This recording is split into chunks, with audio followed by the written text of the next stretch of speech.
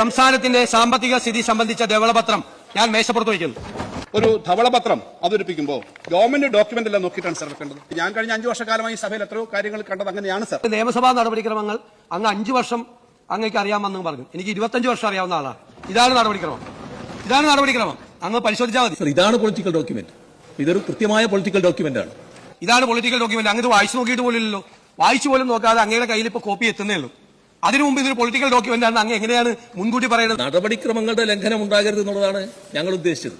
ആ നടപടിക്രമങ്ങളുടെ ലംഘനം പൂർണ്ണമായിട്ടുണ്ടായിരിക്കുന്നു. ഏത് നടപടിക്രമമാണ്, ഏത് ആക്ടാണ്, ഏത് റൂൾസാണ്, ഏത് പ്രൊസീജിയറാണ് ലംഘിച്ചുകൊണ്ടാണ് ഇത് നടത്തിയതെന്ന് പറയാൻ കഴിഞ്ഞിട്ടില്ല.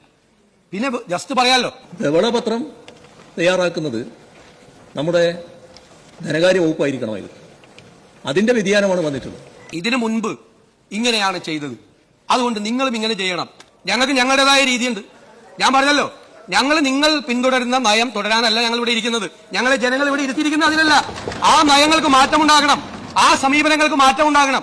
അതിനാണ് നിങ്ങളെ പരാജയപ്പെടുത്തി ഞങ്ങളെ വിജയിപ്പിച്ച് ഞങ്ങളെ ഈ കസേരകളിൽ ഇരുത്തിയിരിക്കുന്നത്. ആ മാറ്റം ഉണ്ടാവുക തന്നെ ചെയ്യും.